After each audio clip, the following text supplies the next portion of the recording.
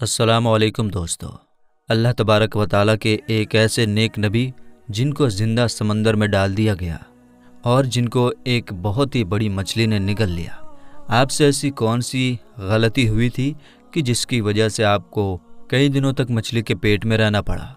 اور آپ کتنے دنوں تک اس بڑی مچھلی کے پیٹ میں رہے؟ اور آپ نے کون سی ایسی دعا پڑھی تھی کہ جس کی وجہ سے اللہ تبارک و تعالیٰ نے آپ سے اس آزمائش کو دور کر دیا؟ اور آپ کتنے دنوں بعد اس مچھلی کے پیٹ سے باہر نکلے؟ میرے دوستو، آج کی اس ویڈیو میں ہم آپ کو حضرت یونس علیہ السلام کے عجیب و غریب واقعے کے بارے میں بتائیں گے، اور ساتھ ہی اس خاص دعا کے بارے میں بھی آپ کو بتائیں گے کہ جس دعا کو پڑھ کر حضرت یونس علیہ السلام نے اللہ تبارک و تعالیٰ کی بارگاہ میں مانگا تو اللہ تبارک و تعالیٰ نے اس آزمائش کو آپ سے دور کر دیا۔ اس دعا کو جو بھی مصیبت کے وقت پڑھے گا تو اللہ تبارک و تعالیٰ اپنے فضل سے اس کی ساری پریشانیوں کو ختم کر دے گا۔ میرے دوستو، حضرت یونس علیہ السلام اللہ تبارک و تعالیٰ کے ایک نیک نبی گزرے ہیں۔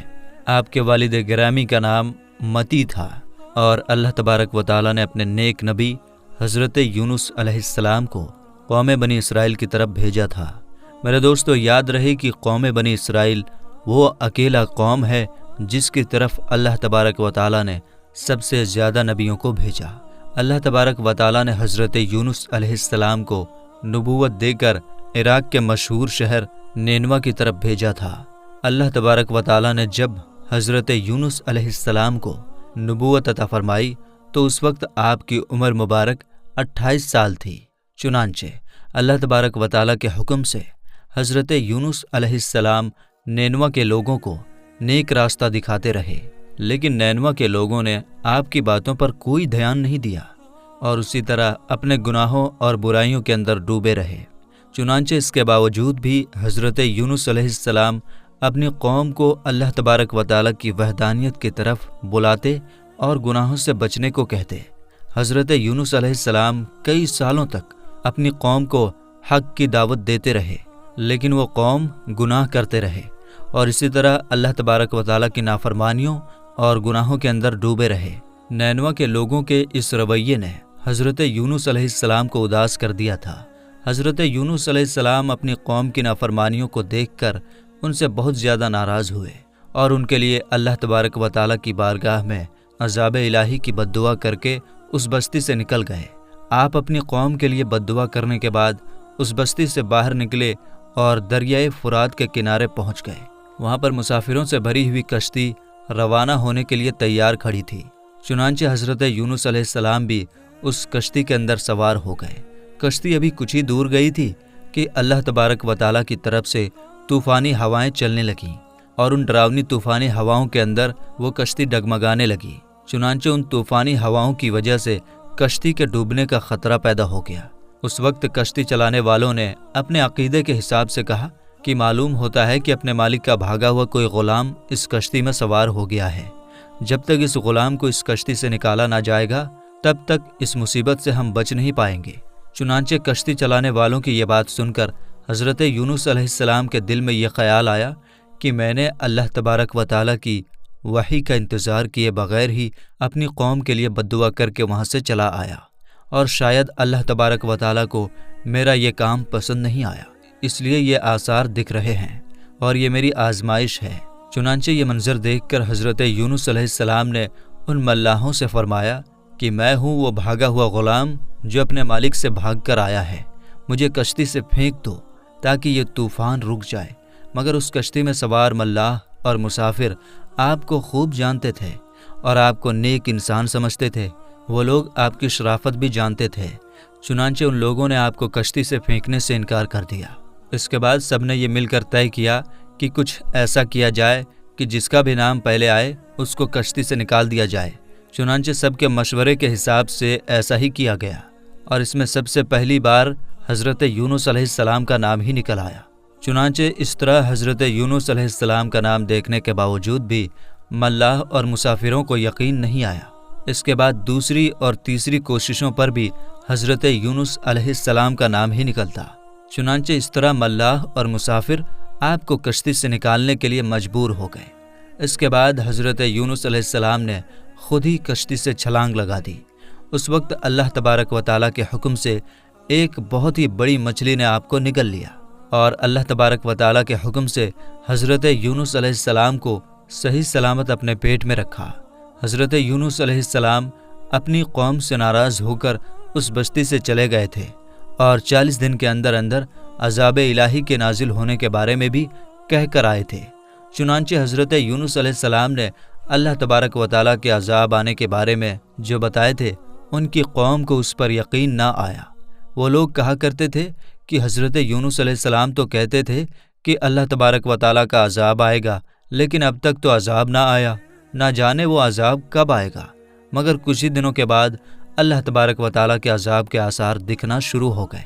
چنانچہ اس طرح عذاب الہی کے آثار کو دیکھ کر وہ لوگ پریشان ہونے لگے، اور ایک دوسرے سے کہنے لگے کہ حضرت یونس علیہ السلام کی بات غلط نہ تھی، اور آپ واقعی اللہ تبارک و تعالیٰ کے سچے پیغمبر ہیں۔ چنانچہ ان لوگوں نے اللہ تبارک و تعالیٰ کے عذاب کے آثار کو دیکھ کر اللہ تبارک و تعالیٰ کی بارگاہ میں توبہ کی، اور اللہ تبارک و تعالیٰ کی وحدانیت پر ایمان لائے، اور اللہ تبارک و تعالیٰ کی بارگاہ میں اس عذاب کے ٹل جانے کی دعا کرنے لگے۔ اس وقت اللہ تبارک و تعالیٰ نے ان لوگوں کی توبہ کو قبول فرما لیا اور عذاب کو ٹال دیا۔ میرے دوستو، ادھر حضرت یونس علیہ السلام مچھلی کے پیٹ میں زندہ تھے، اور اللہ تبارک و تعالیٰ کی وحی کا انتظار کیے بغیر ہی اپنی قوم کو چھوڑ کر آنے پر پچھتا رہے تھے۔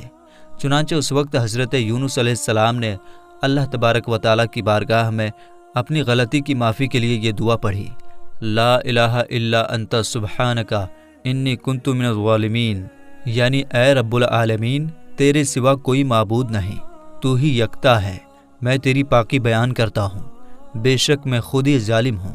چنانچہ جب اللہ تبارک و تعالیٰ نے حضرت یونس علیہ السلام کی یہ درد بھری دعا سنی تو اس دعا کو قبول فرما لیا، اور حضرت یونس علیہ السلام سے اس آزمائش کو ختم کر دیا۔ اس وقت اللہ تبارک و تعالیٰ نے مچھلی کو حکم دیا کہ وہ حضرت یونس علیہ السلام کو صحیح سلامت دریا کے کنارے پر ڈال دے۔ چنانچہ اس وقت اس مچھلی نے اللہ تبارک و تعالیٰ کے حکم کو مانتے ہوئے حضرت یونس علیہ السلام کو دریا کے کنارے ڈال دیا، اور اس طرح حضرت یونس علیہ السلام 40 دن تک مچھلی کے پیٹ میں رہے، اور 40 دن کے بعد اللہ تبارک و تعالیٰ نے آپ کی اس دعا کو قبول فرمایا اور اس آزمائش سے آپ کو نجات بخشی۔ جب مچھلی نے حضرت یونس علیہ السلام کو اپنے پیٹ سے باہر نکالا تو حضرت یونس علیہ السلام بہت ہی کمزور حالت میں زمین پر پڑے ہوئے تھے۔ اس وقت اللہ تبارک و تعالیٰ نے حضرت یونس علیہ السلام کے قریب ایک بیل کا درخت اگایا۔ اس درخت کی وجہ سے حضرت یونس علیہ السلام کی حالت بہتر ہوئی، تو آپ نے اس درخت کے سائے میں ایک جھوپڑی بنائی اور اس جھوپڑی میں رہنے لگے۔ چنانچہ کچھ دن کے بعد اس بیل کی جڑوں کو کیڑا لگ گیا اور وہ بیل سوکھنے لگی۔ یہ سب کچھ دیکھ کر حضرت یونس علیہ السلام کو بہت دکھ ہوا، کیونکہ حضرت یونس علیہ السلام اس بیل سے بہت محبت کرنے لگے تھے۔